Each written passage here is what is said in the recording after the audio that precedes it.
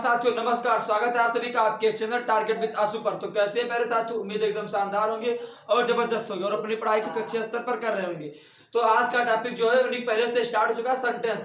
तो उसी में कुछ चीजें शेष रह गई थी, उन्हीं पर आज बात की जाएगी। तो अगर अभी तक आप लोग मेरे इस चैनल टारगेट विद आशु को सब्सक्राइब नहीं किए हैं तो आज ही जाकर सबसे पहले आप चैनल को सब्सक्राइब कीजिए और वीडियो को लाइक कीजिए और कमेंट्स के माध्यम से बताइए कि जो क्लासेस लगातार हो रही हैं इनसे आपका क्या बेनिफिट हो रहा है। तो टॉपिक आगे क्या रहेगा, सेंटेंस। इसमें सेंटेंस के प्रकार, सेंटेंस के पार्ट और सेंटेंस के प्रकार में एक प्रकार से जो था असर्टिव सेंटेंस और असर्टिव सेंटेंस के प्रकार में अफर्मेटिव और नेगेटिव, इस पर बात हो चुकी थी। तो आज हम बात करेंगे इंट्रोगेटिव, एक्सक्लेमेटरी, ऑप्टेटिव और इंपरेटिव चार सेंटेंस पर। तो हेडिंग डालो इंट्रोगेटिव सेंटेंस।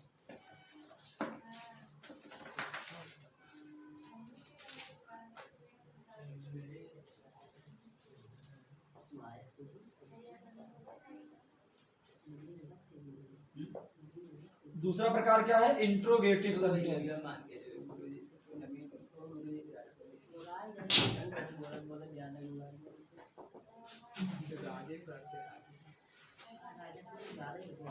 इंट्रोगेटिव सेंटेंस जिसको हिंदी में क्या बोलते हैं, प्रश्नवाचक, प्रश्नवाचक वाक्य।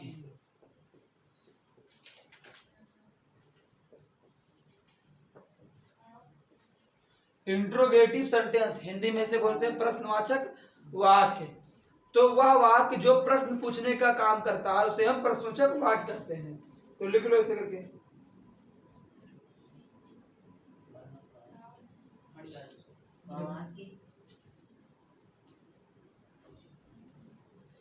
लिखा है द सेंटेंस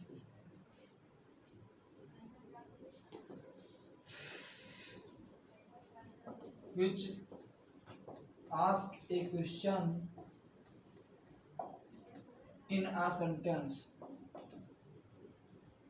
नहीं इन लिखे से देखो, the sentence which ask a question is called interrogative sentence. बढ़िया से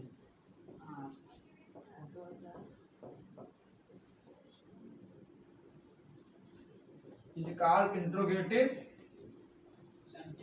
सेंटेंस। वह वाक्य जो प्रश्न पूछता है, आस्क ए क्वेश्चन, ये प्रश्न पूछता है, उसे हम क्या बोलते हैं, प्रश्नसूचक या प्रश्नवाचक वाक्य। तो वह वाक्य जो प्रश्न करता है या पूछता है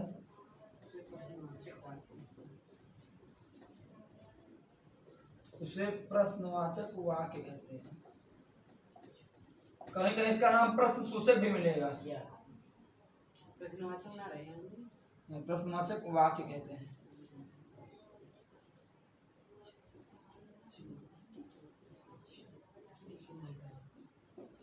वह वाक्य जो प्रश्न पूछता है उसे प्रश्नवाचक वाक्य। जल्दी लिखो, फिर इसकी हिंदी को एग्जांपल लिखवाते हैं।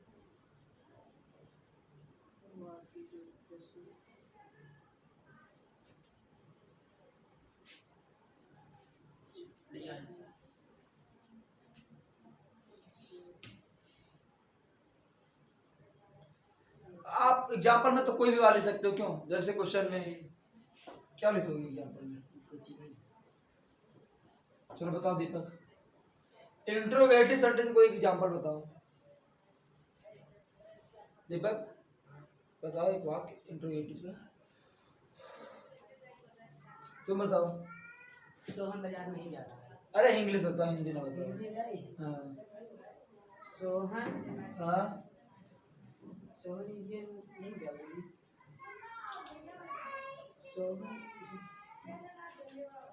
Sohan is not going to market. Sohan is, बोला करो, is not going to market. Going to गलत है गुरुजी, मार्केट। प्रश्न कहाँ है वहाँ पूछा है, नेगेटिव क्या है? यस सर, नेगेटिव वही चीज से पूछ रहे हैं। ये इंट्रोगेटिव का है।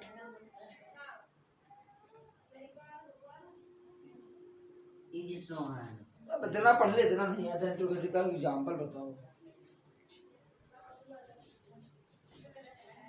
अरे जब क्या आ जाए बीच में, क्यों, कहाँ, कैसे आ जाए, बस वही इंट्रोगेटिव का एग्जांपल होता है।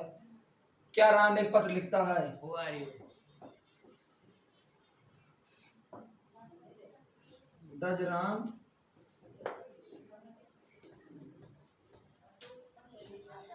Right a letter, how are you भी, हाँ भी कर सकते हो।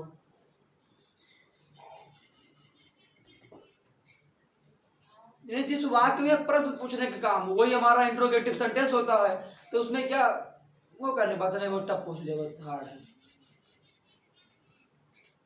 The sentence which ask A question is called interrogative sentence. वह वाक्य जो प्रश्न पूछता है उसे हम इंट्रोगेटिव या प्रश्नवाचक वाक्य कहते हैं। जैसे why does Ram go to school, Ram school क्यों जाता है। यह why am I writing a letter, मैं एक पत्र क्यों लिखता हूँ या लिख रहा हूँ। 12 टेस्ट पढ़ा है, 12 तरीके के आपको नेगेटिव इंट्रोगेटिव बताए हैं, 12 तो ना 24, फिर भी आप नहीं लिख पा रहे हैं।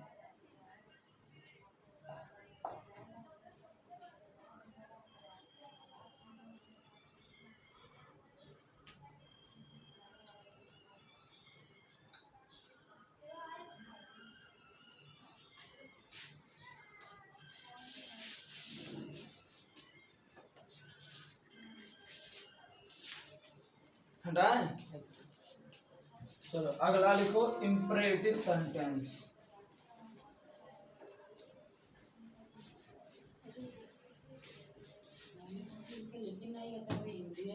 किसकी, कितना स्लो लिखते हो। इंपरेटिव सेंटेंस जिसको हिंदी में क्या बोलते हैं, आज्ञा सूचक वाक्य। अरे तीसरा है,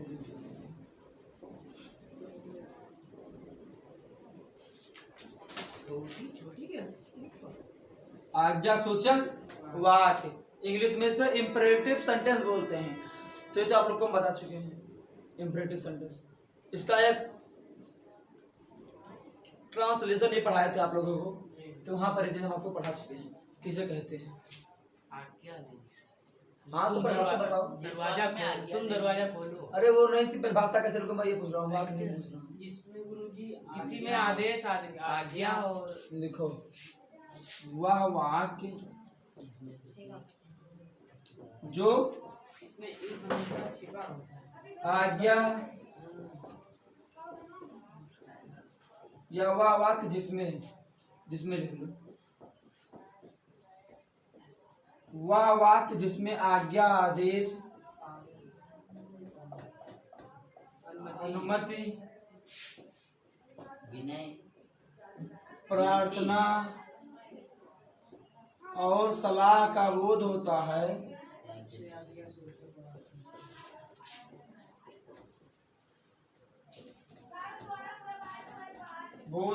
उसे आज्ञार्थक या आज्ञा सूचक वाक्य कहते हैं।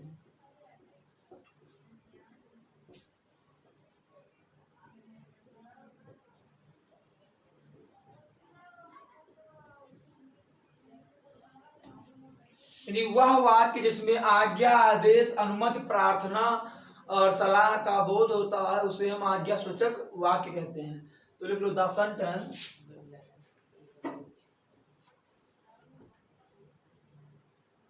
which expressed, the sentence which expressed क्या क्या होगा, ordered और advice, request, prayer and suggestion, सलाह is called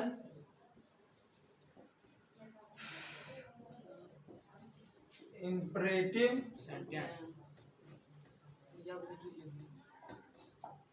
the sentence which expressed order, advice, request, prayer and suggestion is called imperative sentence। वह वाक्य जिसमें आज्ञा, आदेश, अनुमति और प्रार्थना का बोध होता है उसे हम आज्ञा सूचक वाक्य कहते हैं। चाहो तो परमिशन भी लिख लो, ठीक है, परमिशन भी लिख लो।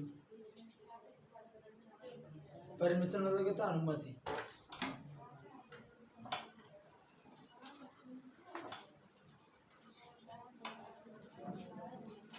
एग्जाम्पल लिखवा दें।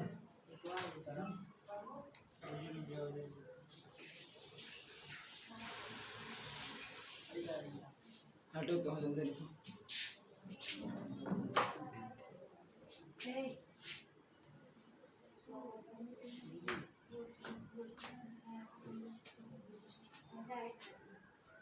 कहाँ? हाँ।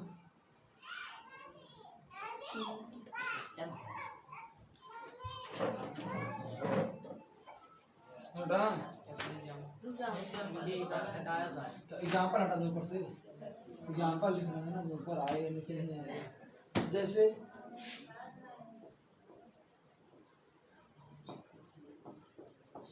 Open your book, close the window,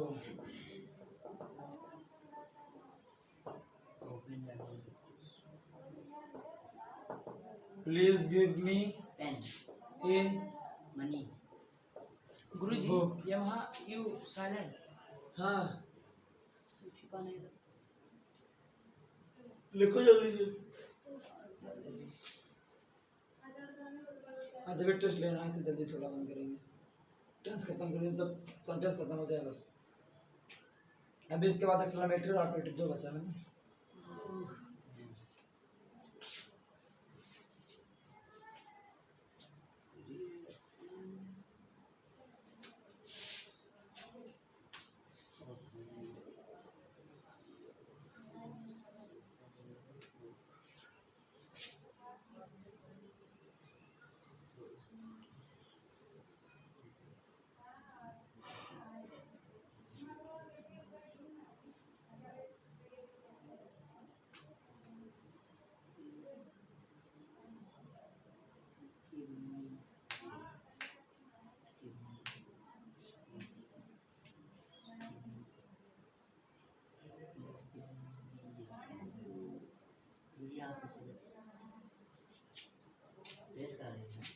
लिख लेना सबका, इतना जल्दी बाजी है।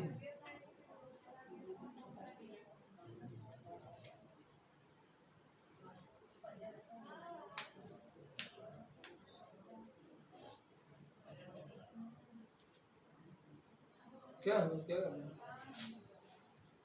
मोबाइल तो जल्दी लिखो, बाद में चलाना है। लिख दो। तुम्हारा छोटा तो नहीं कुछ? बढ़िया हटे तो है। यार ये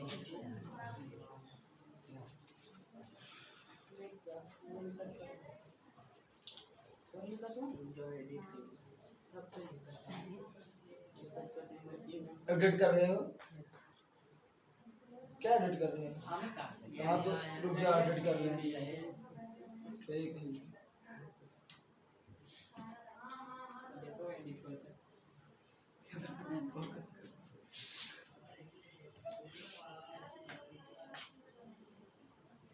हटाए लिख रहा हूँ, जल्दबाजी में छोड़ जाएगा तो बाद में करो। कहाँ लिख रहे हो? अरे ठीक है, एग्जाम्पल लिख रहा हूँ ना। एग्जांपल तो लिख रहे हैं, बता दीजिए। देखो please give me pen, please give me money. भैया ऐसा ना बोलो जा। Please give me coaching fees. कुछ भी मतलब please give me coaching fees. मुझे कोचिंग फीस मतलब कोचिंग की फीस और भी। अच्छा कोचिंग फीस है, कोचिंग फीस है। और फिर इमीडिएटली, या जल्दी जल्दी, गुरुजी फौरन, गुरुजी एट वंस। बहुत आशा कर रहा हूं। प्लीज गिव मी, लिखो मी ये पेन, गिव GIVE, या ये बुक मी ये पेन। अरे बे पेन कुछ भी लिखो, मनी लिखो, दोनों का हेडिंग डालो एक्सक्लेमेटरी सेंटेंस। ये देखो था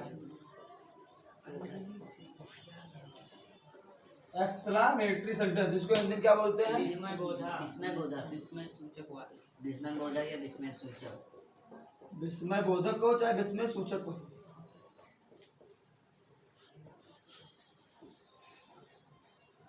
वह वाक्य जिसमें हृदय में अचानक उठने वाले भाव उत्पन्न हो, मतलब दुख, आश्चर्य, घृणा, बहादुरी आदि शब्द हो जाए, उसे हम वही फीलिंग ऑफ हार्ट्स, मतलब अचानक भाव उत्पन्न हो। तो लिखो the sentence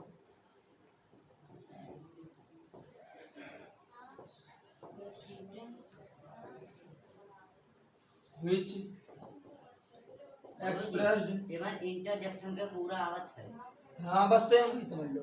the sentence which expressed sudden some है साहब, some sudden feeling feeling of hard hearts is called exclamatory sentence।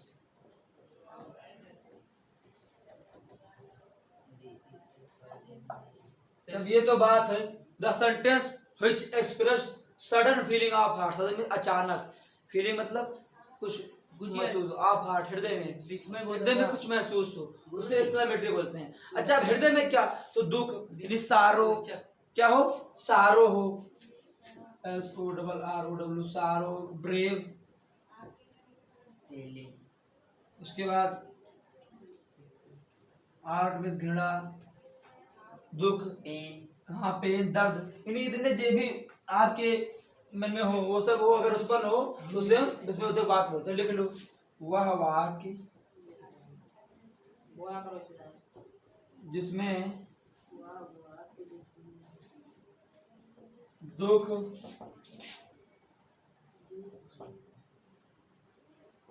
घृणा, बहादुरी व आश्चर्य का बोध हो,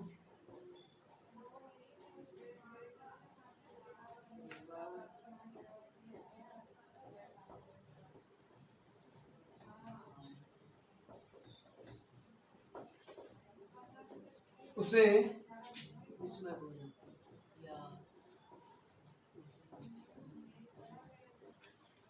विस्मय सूचक वाक्य कहते हैं।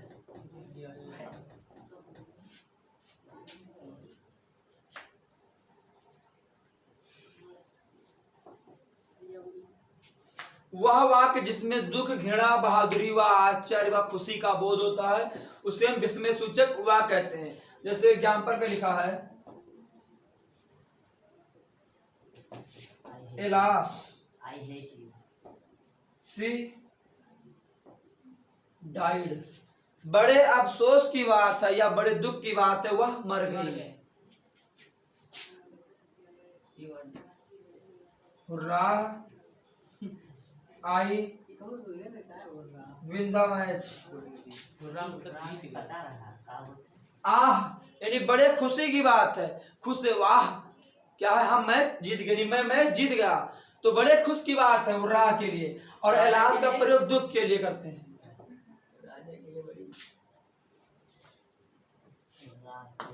तो इस तरीके के वाक्य आपके इसमें आएंगे। जल्दी इसके बाद एक बचा ऑपरेटिव सेंटेंस, वो भी खत्म, फिर टेस्ट लें आप लोगों का टेंस का, ठीक रहेगा ना? 4 टेंस का होगा 80% के। वहाँ पार्टी भी हो रही है, पैसा तुम ही तो दे रहे हो, पहले फीस जमा कराओ तो पार्टी मांगो। 2 लोग की फीस पूरा होगा, तुम्हारी है, तुम्हारी व्यवस्था करा दो जल्दी।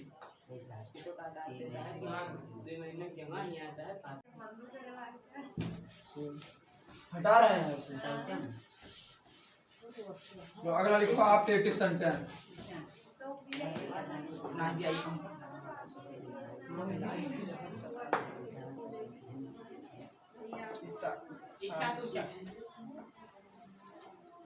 ऑपरेटिव सेंटेंस जिसको हिंदी में बोलते हैं इच्छा सूचक वाक्य।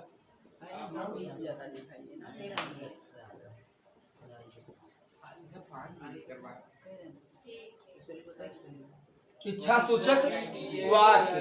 अब बात आई इसे किसे कहते हैं, इच्छा सूचक वाक्य हम किस वाक्य को कहते हैं? तो लिखो, जिस वाक्य में, बोलो कम भैया, जिस वाक्य में क्या हो, अभिशाप और कोई बताओ सोच के, अभिशाप, अभिवादन और अरे वही इंग्लिश जहाँ जो को दिक्कत हो रही है।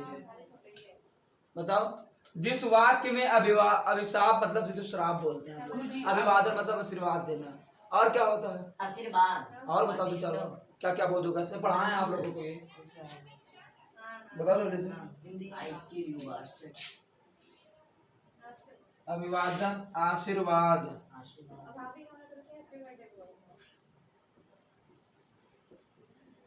आदि का बोध होता है।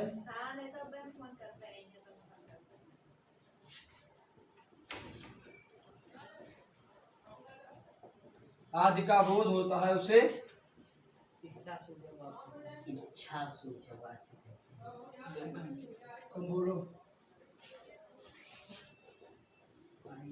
ये जिस वाक्य में अभिशाप, अभिवादन, आशीर्वाद आदि का बोध होता है उसे इच्छा सूचक वाक्य कहते हैं। ठीक है, समझे? लिखो उसकी इंग्लिश दिखाएं। ऐसे दिखाता है क्या हुआ? द सेंटेंस which expressed, क्या होगा बताओ? सरापना को क्रश्ड, और अभिवादन को क्या बोलेंगे? बता दीजिए। विशेष is called optative sentence. Optative है, ऑपरेटिव में ध्यान रखना, ऑपरेटिव मत बोलना, ऑप्टेटिव सेंटेंस। आशीर्वाद देना मतलब किसी को। आप एग्जांपल लिखो। नहीं, वाक्य अंग्रेजी। खुश रहो वॉइस। इधर देखो, जैसे एग्जांपल लिखो, मे यू लिव लॉन्ग, भगवान करे तुम दीर्घायु हो, ये तुम्हारी आयु लंबी हो।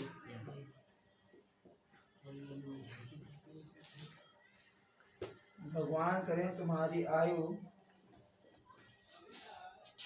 बड़ी हो या तुम दीर्घायु हो।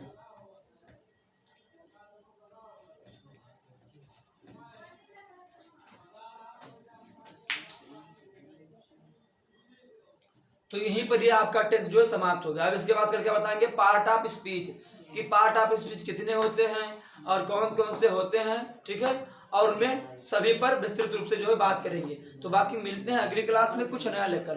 तब तक के लिए आप सभी लोग मेरे इस चैनल टारगेट विद आशु पर बने रहिए, और चैनल पर अगर पहली बार आए हैं तो आज ही जाकर सबसे पहले आप चैनल को सब्सक्राइब कीजिए, वीडियोस को हमारे लाइक कीजिए, और कमेंट से बताइए कि जो क्लासेस हो रही हैं इनसे आपका क्या बेनिफिट हो रहा है। और अगर आपके समझ में मेरे द्वारा पढ़ाया गया कंटेंट समझ में नहीं आता तो आप डिसलाइक कीजिए वीडियो को, और डाउट्स को इस कमेंट में शेयर कीजिए।